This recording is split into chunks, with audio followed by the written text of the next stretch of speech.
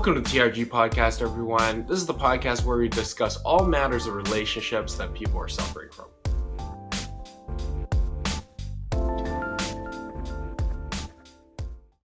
Happy Wednesday, everyone. Welcome back to my podcast. This is episode number 2. My name is TRG, the relationship guru. Today's topic is going to be about toxic workplaces and the effects that it has on productivity in the workplace.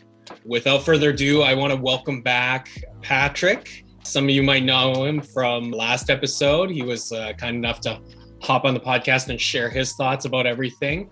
So welcome back, Patrick. How are you?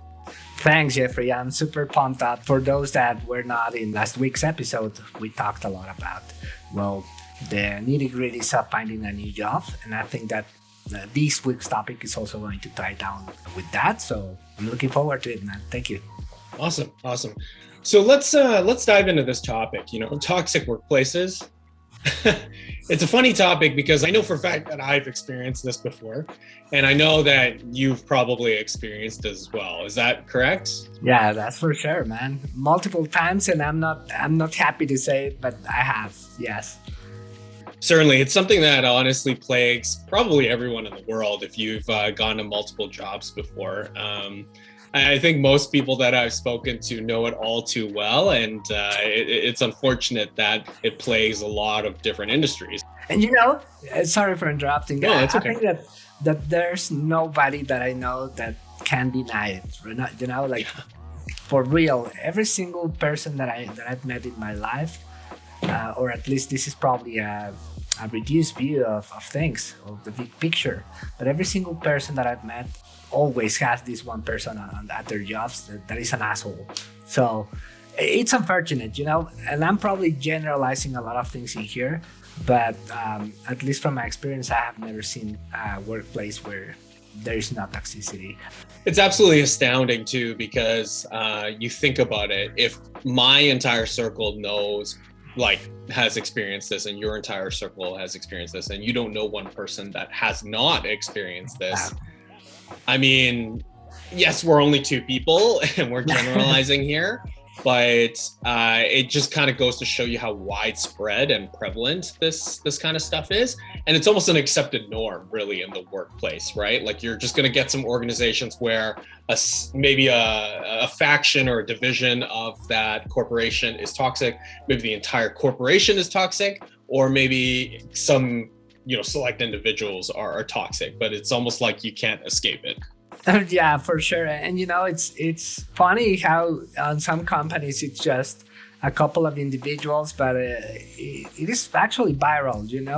It's so toxic that it can actually take over the entire company, and it comes to the point where people become just stuck at that company, and they don't see a way around it or a way out of it, and they become part of the problem. And it's always so baffling to me when I hear people saying, hey, don't worry about that because it's not going to change. That's how things are in here. Mm-hmm. But as much as it is baffling, it's super exciting to me because I am a person that loves to be told no and show the other people the way around how to make it yes, Yeah.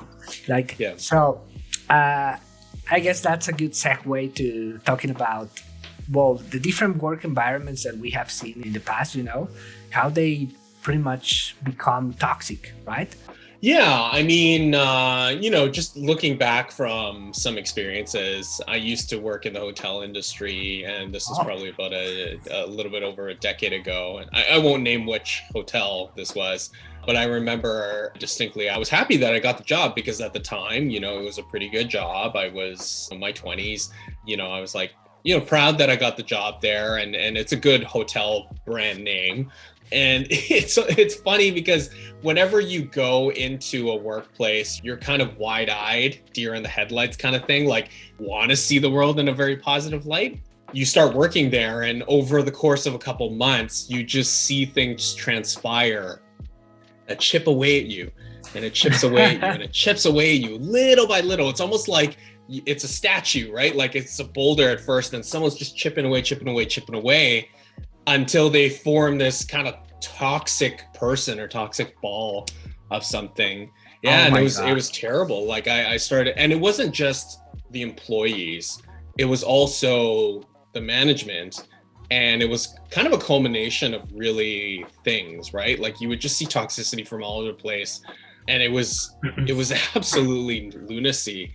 I'm not exactly proud of this, but I honestly felt myself getting increasingly more toxic. It was like osmosis, like that feeling would just rub off onto other people.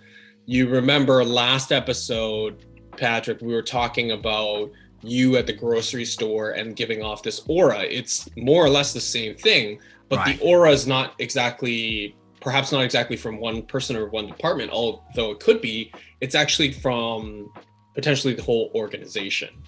Right. And I totally agree with you on that one. You know, I was thinking toxicity has to be managed from the top to the bottom, right? Yes. And from the ground up, it has to be removed. You always see all these companies that have such great websites with visions and missions and founding principles. And you get super excited when you open those websites, right? Like, oh my God, it looks like they have something going on. Like, you see all these stock images of people working and being happy and always smiling.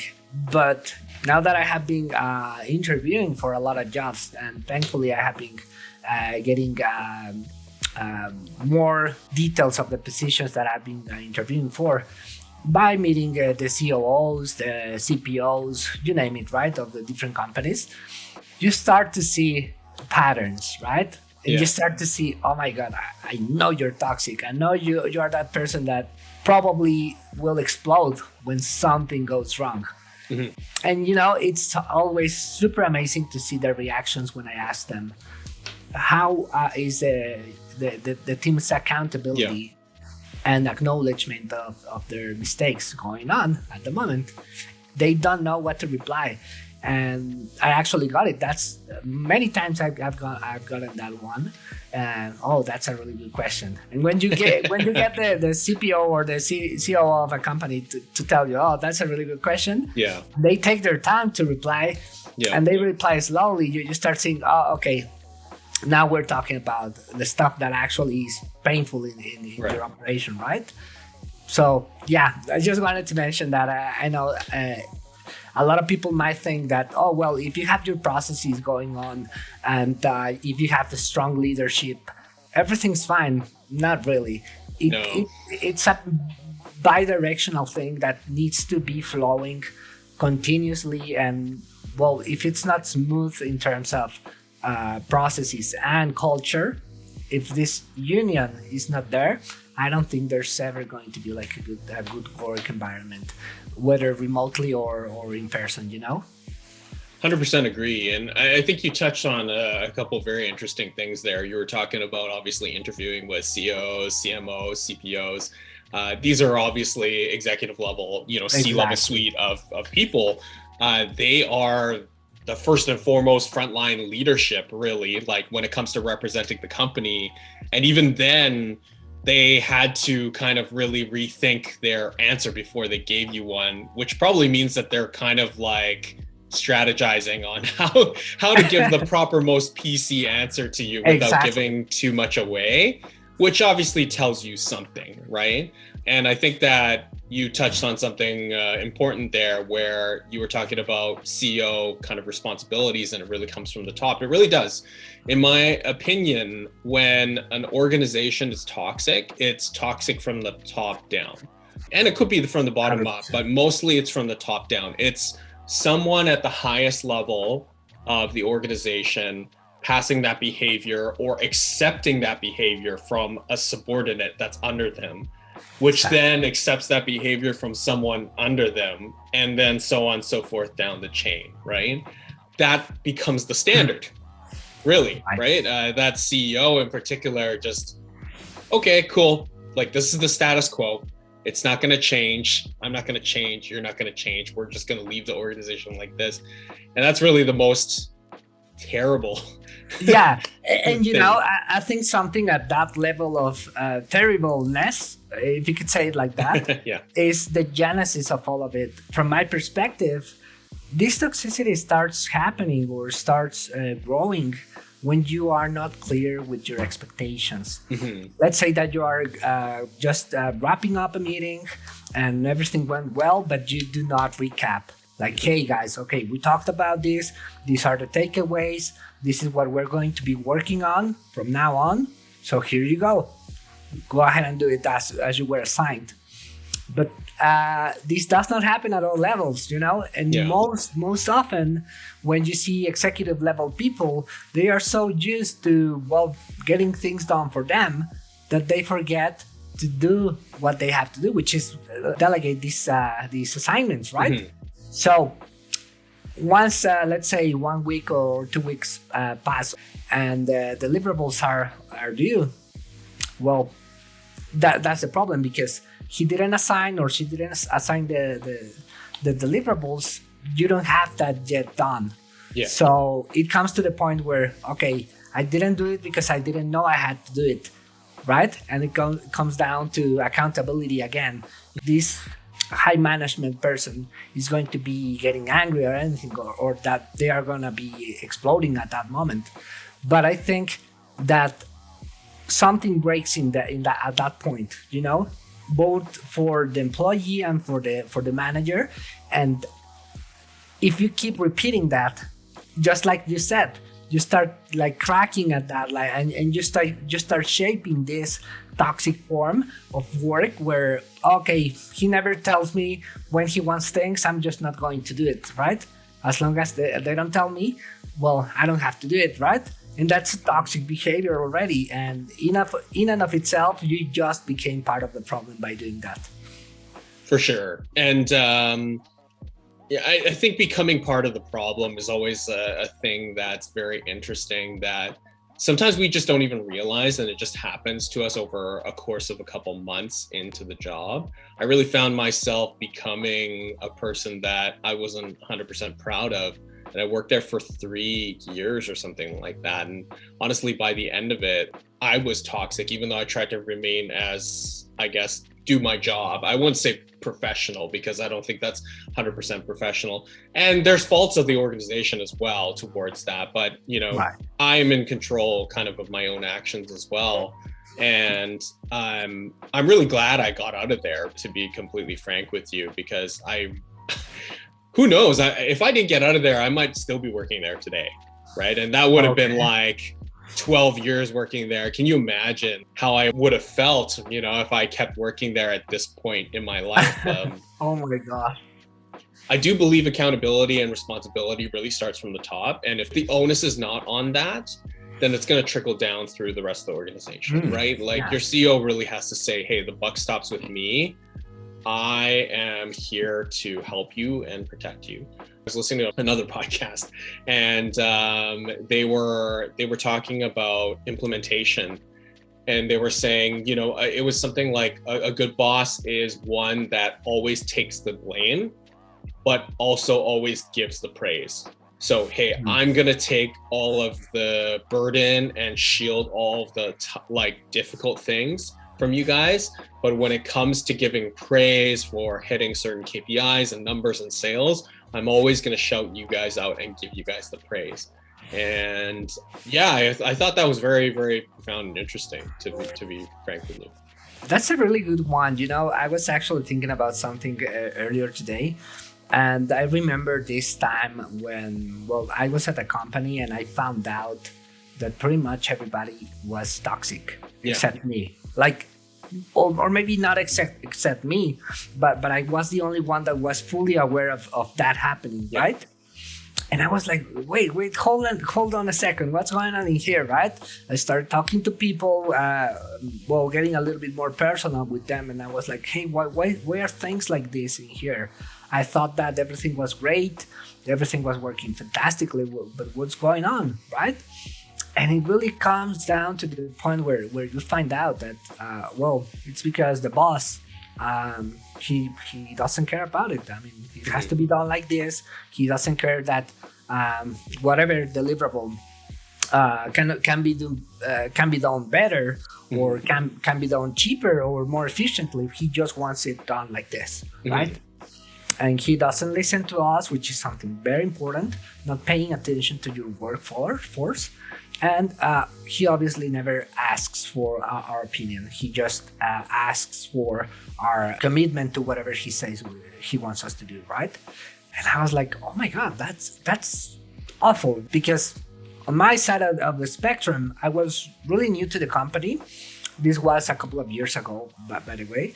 Mm-hmm. So, I was being treated like compared to my peers, like a king or like a prince, everything was going great. I was getting really good KPIs, and I was getting along with the owner. And I started seeing like every time that something went wrong, he would start yelling at the people, at the person that was in charge of that. He was actually in charge of, pretty much running the entire business because he was the boss. And we were launching a brand on Amazon, and we were going to be putting out multiple different products. But, whenever there was a delay on the shipments, he would call directly to the person in charge of the shipment, and he would yell at them. He didn't care who it was, as long as you were at fault, he would yell at you. And he would pass you over that stress that he got. I guess that's a point that I'm trying to make. When you are toxic and you do not control your emotions, and you don't have this acknowledgement that you are about to be toxic to somebody else and that you're going to affect them, you start just saying whatever you can think of just to damage that person, or to bring them to the ground, just so you can feel more superior to them, which is part of what toxicity is driven by. This feeling of wanting to be superior to people because they don't know, or they don't have enough knowledge, or as much knowledge as you do. So just piggyback off of that, you actually could have more knowledge than them and be more skilled and be more experienced and have a way better idea, but they're so prideful in their stance, in their position, that they're like, I'm the CEO, I'm right. This is the way that it goes. Okay. But if you just literally stop to think and listen to some of the people around you, you might actually come up with $1 million idea that could propel your business into the future for the next 10, 20, 30, 40 years. Like, what is the worst that could happen? You listen to someone, you think it's a dumb idea, you don't do it, right? Yeah. And I find, and you're absolutely right, I think temperament is a really important thing when you're talking about toxicity, because it's just like a spoiled child syndrome, right? You're lashing out. You're just trying to make someone feel the wrath of what you're feeling and the angst that you're feeling at that time. And I'm not proud of it. I've definitely fallen in that hole before. I think as I get older, I start to mature a little bit more, and I see things more as like my foresight is more about thinking about net benefits for things. So if I yell back at this person, sure, I'm going to feel good for 5 minutes, right? Yes. 5 minutes, they're going to feel like crap for 5 minutes. And then what? Did we solve the problem? Like, is this person going to keep doing their job at a more efficient level or the same efficiency? No, they're going to be like, Jeff is not a really nice person. And, I'm just going to purposely drag my feet on every activity that I do from now until the end of my shift, for example, right? Sorry for interrupting. No, I just okay. remembered something else. And this is what triggered my decision to leave that company back in the day. I got a call from him, and that was the first time and the last time that he yelled out at me. And he was like, Patrick, what is going on, Patrick? I want to report about all the shipments and all the operation right away, right? We didn't have reports back then. I was the one trying to make sense out of everything at the warehouse, because the people that he contracted in order to run the warehouse and the operation on that end didn't know what they were doing. So I had to jump in as the operations manager, and I pretty much tried to make a sense of it. I was working with them. I was teaching them how to do their job, but we were not yet ready to pull reports because they didn't have data or hard numbers on everything. So it's unfortunate because it was a big company and they had really good clients, but they still had a really messy workspace going on. So when he yelled at me, first thing that I did, and I remember this, I just stayed shut, right? And I didn't say anything. I just listened to him. And once he let everything out, I was just like, okay, when do you need it? He was probably expecting an excuse or something, because that's what usually people do when they get yelled at. Oh my God, it wasn't me, or it wasn't my fault, or maybe I was trying to do something else, blah, blah, blah. And that just fits this fire that is going on, and you're just giving him or her more weapons to attack you, right? So I was just like, okay, when do you need it? And he was like, I don't know. When will you have it, right? I told to him, I already have it. He was not expecting that. I told him I'm gonna send it to you right away, and we pretty much just hung up. And I sent him an email saying I was leaving the company. Yeah. So when I told him I already have it, he actually lowered down his volume, and he got calm again, and he was even a little bit apologetic, I guess, like on his speech. To not go into detail, I pretty much just felt like, oh my God, this person really does not know how to behave themselves and how to treat people, right? So I believe that just by putting a stop in there, and obviously by being super aware of what is going on, you can start making a difference. Instead of turning your back around the problem and saying, okay, if I don't look at the problem, it's not my problem, right? Because it's not facing me, I'm giving it my back. It's not my problem. As long as they want to keep being toxic, I'm going to be fine, because I'm not paying attention to it, right? So I don't think that's the solution. I think that by doing that, you're actually being more of a problem, because you are not even in there or out there. You're just like in limbo. You're impartial, and you want to people try to do that to protect themselves, right? Yeah. It's because, hey, I don't want any part of this. I'm not, positive or negative about this. I'm just going to kind of check in to do my work and then check out. And I found myself doing that at multiple different jobs before, where you really lost the passion for it. The toxicity has really done you in, but you're not so unprofessional or so irked by it to the point where you want to take an axe to the company or something like that, or you're going to set it on fire. You're just kind of hiding in your own little metaphorical corner, and you're like, you know what, guys, to hell with everything. To hell with these problems. It's not my responsibility. I'm going to stay in my lane, do my job, clock in from 8 to 4, clock out. That's it, and collect my paycheck. And to be frank with you, that's like the worst way. It is the worst way to be involved in toxicity in a company. It's the worst way to be employed, in my opinion, to be honest with you. Like it almost feels like you're just going through the motions on a slow death. Exactly. You're painfully and slowly chipping away at your own sanity, because you're aware of it, and you're already so aware that you decided to not give a crap about it. And that's wrong, in my opinion. If you know that something is not like you want it to be, you should start by raising your voice. At least, if you cannot for the love of God, talk to your direct manager, talk to your peers, start talking and being on the same page, get on the same level with them, and make them aware that whatever is going on is not working, so you can become a full force and go with your manager at, I don't know, with the weekly meeting, the daily meeting. Hey, Mr. Manager, I need you to be aware of this problem, right? And it's actually amazing, because most often when I have brought things up to high management, they are not even aware. They're like, oh my God, is that going on? Or I don't know if they are playing like stupid or they genuinely don't know.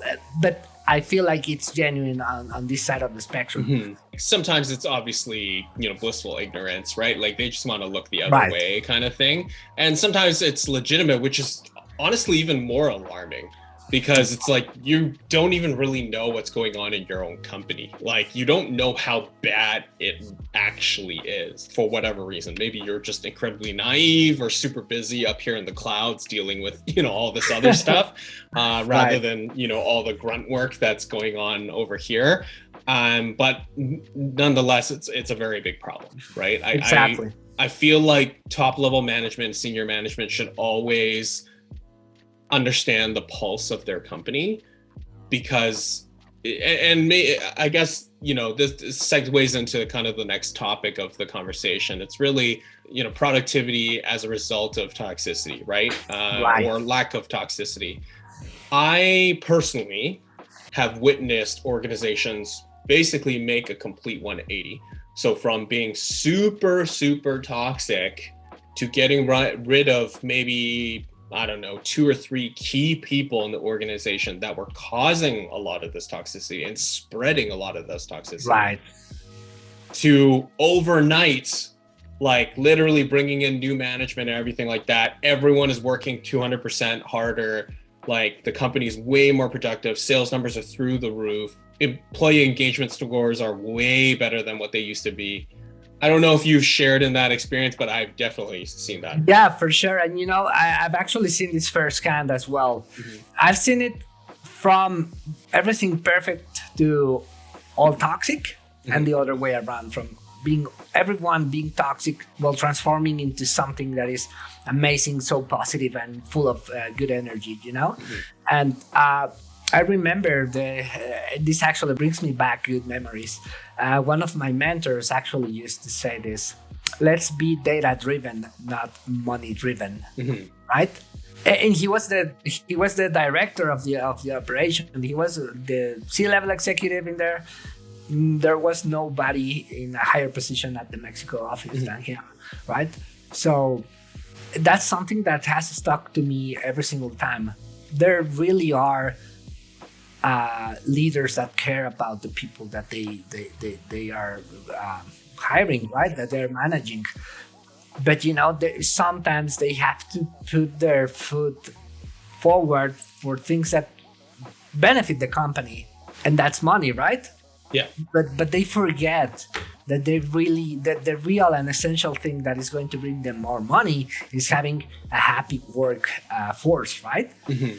So, yeah, that's just a thought that I wanted to put out there. I don't know what you think about it. No, it's very interesting. Actually, I was going to mention this. I think that a lot of C-level execs don't pay enough attention to culture, because culture isn't really quantifiable, right? There's no real, yes, there's employee engagement scores and stuff like that, and fine, but people can lie on employee engagement scores. Yes. They can you can't make it mandatory for people to take by law, as far as I know, at least in Canada.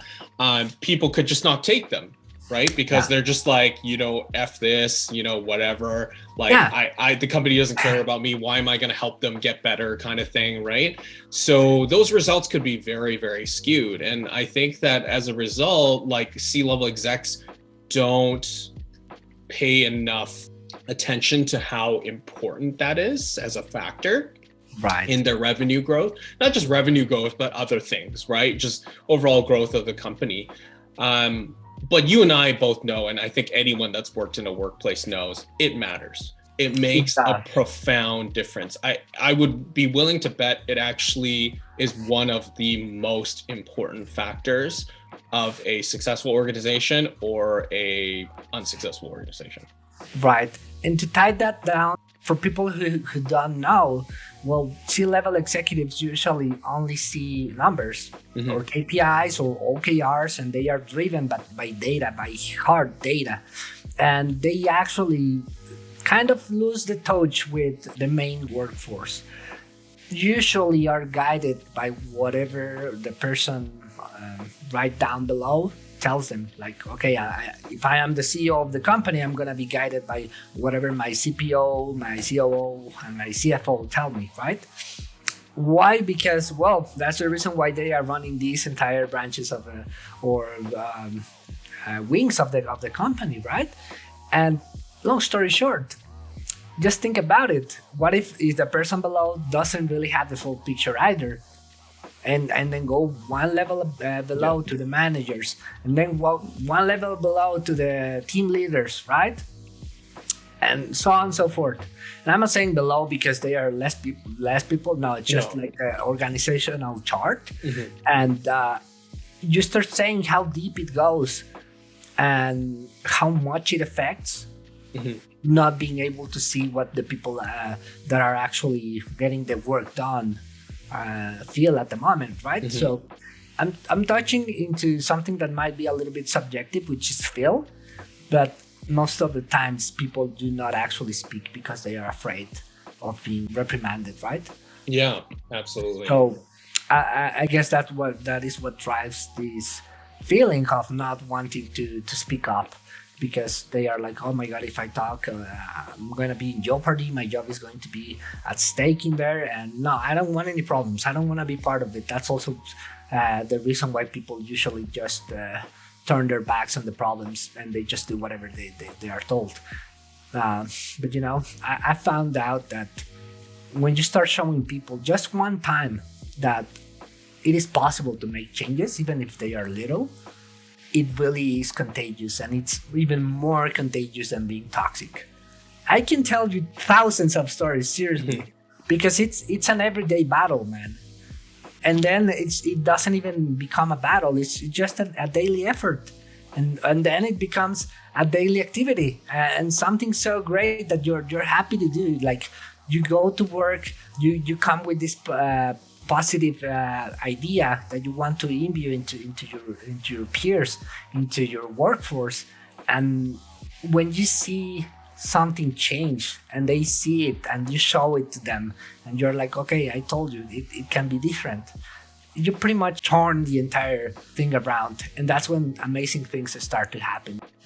Yeah, no, I it reminds me of years ago. I was doing door-to-door sales and I was training door-to-door sales teams.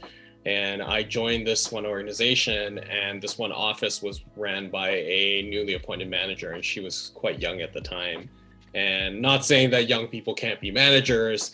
I think this just got to her head that the success came so quickly for her. So she used to be one of the best sellers in the company. And when she became a manager, she kind of felt like, okay, I can send all my foot soldiers out to do things for myself. Anyways, I remember the last week that we were in that office, there was 11 salespeople. Okay. I think we came back with like 9 sales or something like that, which was pitiful for the entire week, or 16 or something. It's just very like terrible, right? It was like 1.5 sales per person. Oh boy, that's harsh. It's brutal. So the management sat us all down, and the owners, and they basically kind of one by one had an interview with us and told us that they let this person go. So they let the immediate manager go, and they said, yeah, it was time for her to go. And they said, hey, look, we are moving offices, as you know, to a much bigger customized office. Oh. And we're going to raise up this, big team, like this big successful team. We want to know if you want to be a part of it, but not kind of like the way that you are right now, right? Like, you have to leave that at the door, right? Like, if you can't do that, then this is the end of the road for you. Let me stop you right there. Yeah. I think you're tapping into something super important, because usually what happens in change management projects such as that one is that the company, or the high management or C-level executives just say, get rid of them, because they're not going to change, pretty much, or changing whatever they do, whatever behaviors they have is going to cost us a lot. Right. So yeah, they're so jaded and they're so bitter that exactly, they're just going to repeat these same things. Yeah. Right. So being given that opportunity by your managers, I think that would have probably felt amazing at that point, right? I have to be honest, I was obviously very skeptical, and Oh, I can't say that they sat everyone down like this. I think they sat me down and a couple other people because they felt hmm. there was potential. And not only that, but I was brought on the latest. So I'd only experienced this kind of behavior for maybe like 3 weeks or a month or something like that. So they felt like I probably got a bad shake of everything, right? Like I was just an innocent bystander or collateral damage of getting into the situation where it was super toxic.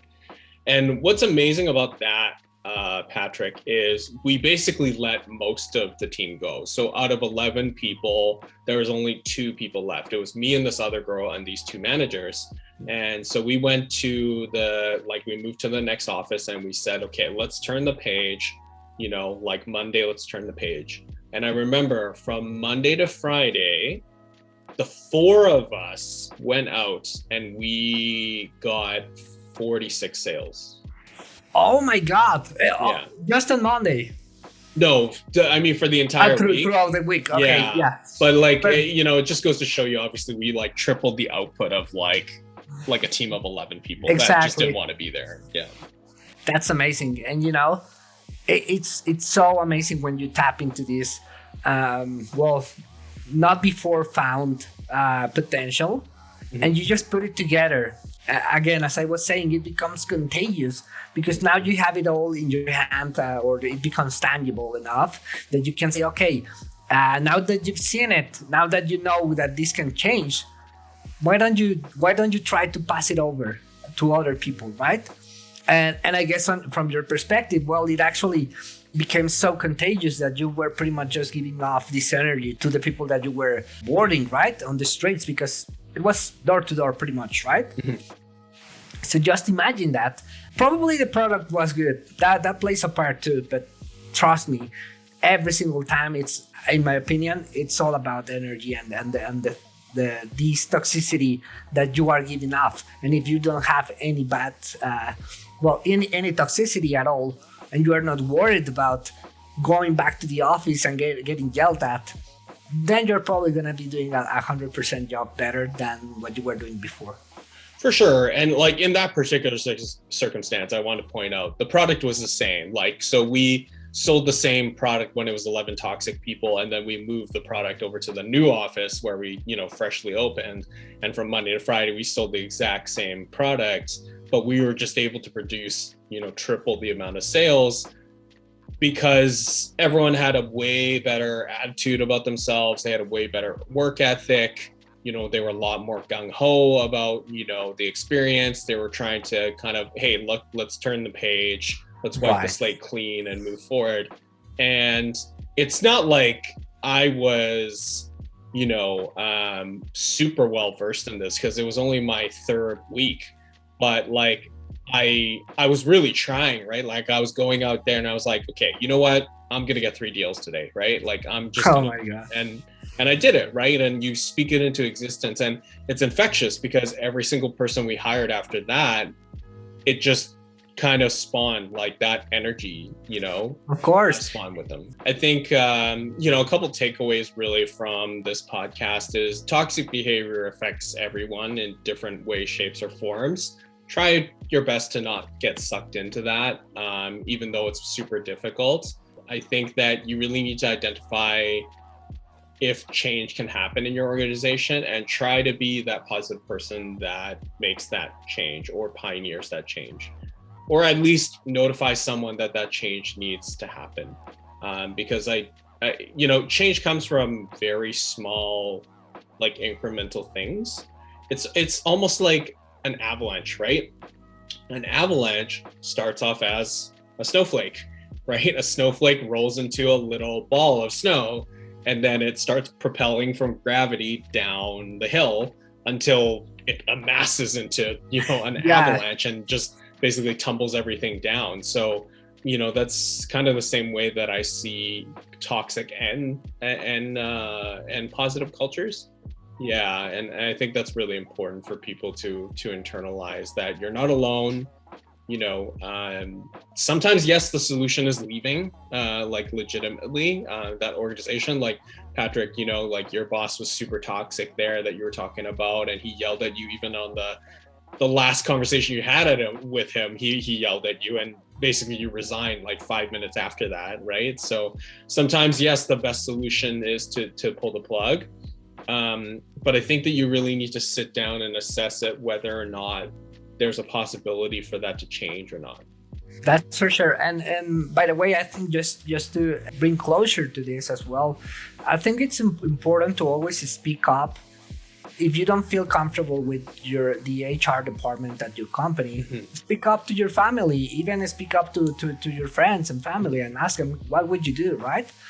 But speak about it like trying to actually make an impact and change, not just venting out. Yeah, everybody can vent out and talk bull about what's going on at their jobs. But if you start thinking about how to bring a solution into that place, and just as you said, even if it's a small thing, but then you go ahead and do it over and over and over and over again with every single one at the company.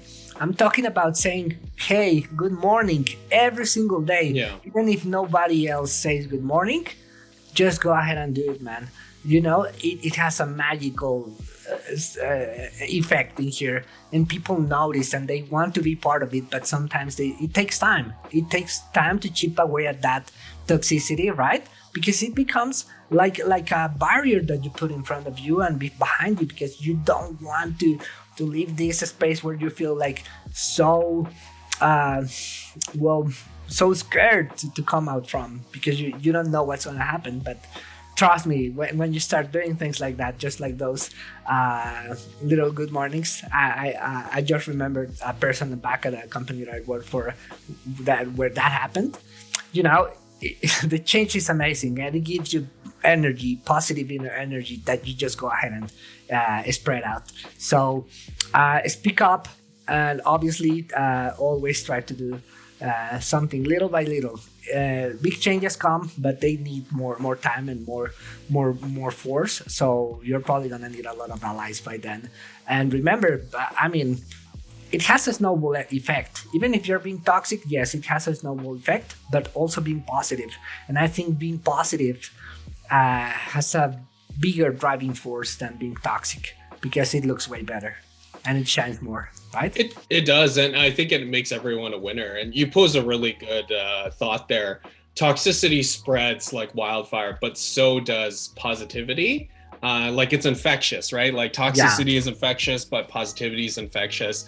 And I think that when everyone recognizes that there's actually a winning formula here, you'll get the best productivity from your people as a result. Speaking of small things, I won't name the organization, but when I was working for this organization, I had a transfer. Like there was, a subordinate that wanted to transfer out of someone else's team to my team because they didn't get along with their immediate supervisor there. And the other day I randomly just typed him good job, because I saw that he got a couple deals. And at first he was like, thanks. Like he was shocked. Like he had never been told that before. Yeah, he had never been told that before. And it was so interesting. It's amazing. It's amazing because he was so shocked by it. And I said, what's the big deal? And he's like, honestly, I've never been told that. Or like, at least my time in this organization, I've never been told that.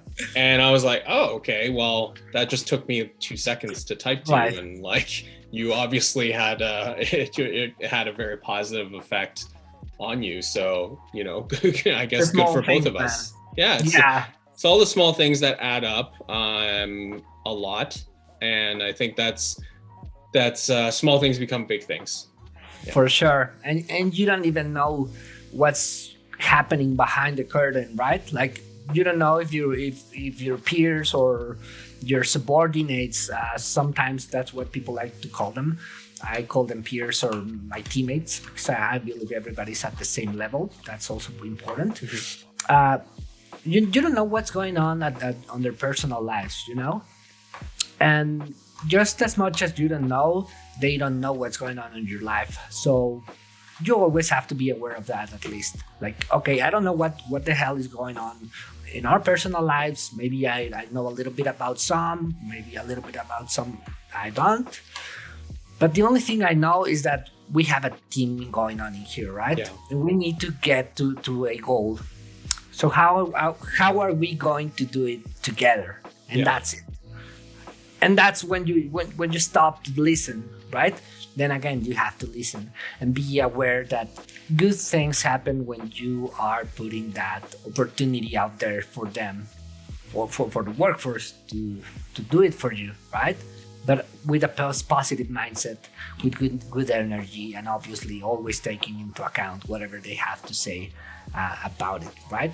So that's my 2 cents. But yeah. One thing I can challenge the listeners at home to do next time that you complain about it, your complaint is valid. That's not, don't feel ashamed about that or anything like that, but try to produce evidence of that, because it's honestly going to make things a lot easier to enact positive change. And the other thing is, bonus points, come up with a solution for it. It doesn't matter how radical or silly it might be, and you might have to think about a couple things, but at least it shows initiative that you're thinking about how to solve it. It also puts your mind frame in the right kind of stance, if you will, yes, or like in the right the right mindset. Yeah, because if you just keep complaining incessantly, then you're kind of being toxic yourself, right? But if you're starting to think about solutions, you want things to get better, you're trying to brainstorm things to get better, you can actually see in the distance that things are going to, possibly be better. And that's going to help you out profoundly. The other thing that I wanted to say, we can talk about how toxicity, honestly, for a lot of people carries on to some of your relationships at home. To be honest with you, oftentimes it does gravitate towards your relationships with your kids, with your significant other, with your friends. I've experienced that. Like, my dad came home angry sometimes because things that happen at work. We had nothing to do with that, right? But we paid the price for some of those things, right? Yeah, exactly. Yeah, and it feels awful. I've been part of that both ways. I remember using to hate a lot commuting from work, because it would, hands down, would take 3 hours to get back home, pretty much on the daily. And I didn't look forward to it, because you are standing up, you cannot even read, you have to be worried about your possessions not being stolen, or, well, you name it, right? A lot of crazy things happen on the subway and on public transport. And when you go back home, you are already so chipped away that you became so involved with this. I don't know if that's the right word. Like, you become so surrounded by this toxicity, because people are yelling, people are stressed out. Some people are smelly. You name it. A lot of things happen, right? But it all gets to you, and you get mad, you get angry, you get stressed out. And when you reach home, I'm sure that your family is looking forward to seeing you, and they are happy to see you, and they are so happy because they love you, right? But if the first thing that you do is show them a really angry face,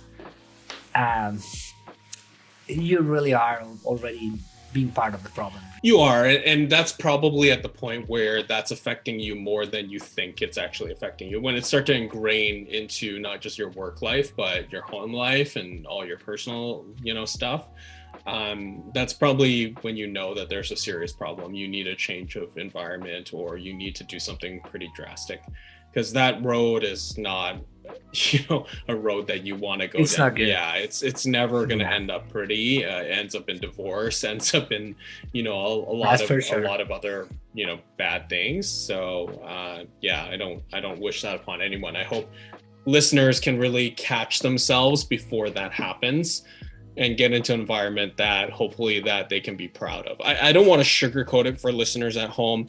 No workplace is perfect. There's always going to be problems at every single workplace, but you hope that the pros outweigh the cons. The second thing that I wanted to mention, I think before we tune out here, this happens to big organizations as well as small organizations. Some of the top organizations in the world are ranked as some of the worst organizations to work in the world as well. So, and they have all the resources, out of anyone, right? Like these are billion-dollar companies that could hire a personal chef for every single, person in the company if they wanted to. Chauffeur service, service from to and from work from their homes. Like they could, right. They have an enormous campus with 4 live restaurants and, like cots for you to go take a nap and state-of-the-art equipment. But yet you do have toxicity in there, right? So it's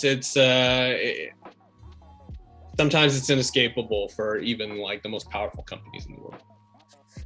Yeah, and it always happens. I don't think that there's a company that just going back to the beginning of the episode, there's not a single company that doesn't have toxicity because it's super easy to become involved in it, mm-hmm.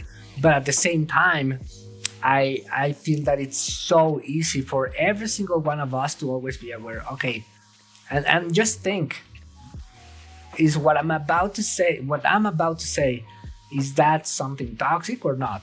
Is that going to affect my peers or the person that is in front of me? And just by being aware of that or thinking, would I like being told that? That's pretty much what makes the difference, right? Mm-hmm. Absolutely. Patrick, I would love to continue on this conversation for a couple hours. I'm sure that you and I have so many different stories that we can dive into regarding this particular subject, as many subjects that can spawn from this. But sadly, I think we have to close up the podcast. My pleasure, Jeffrey. So have a good day and thank you. Bye for now. Awesome. Thanks so much for watching, everyone, and listening at home. We really appreciate, obviously, all your participation. We want to hear from you guys as to your experiences with toxic workplaces and how that's affected you in the comments below. Please let us know. That's always greatly appreciated. And stay tuned next week. We post podcasts every Wednesday, so you'll expect one next week. We're undecided on what that topic's going to be, but it should be a fun one. Hope you got something from this, and we both wish you well. Take care. Have a great day.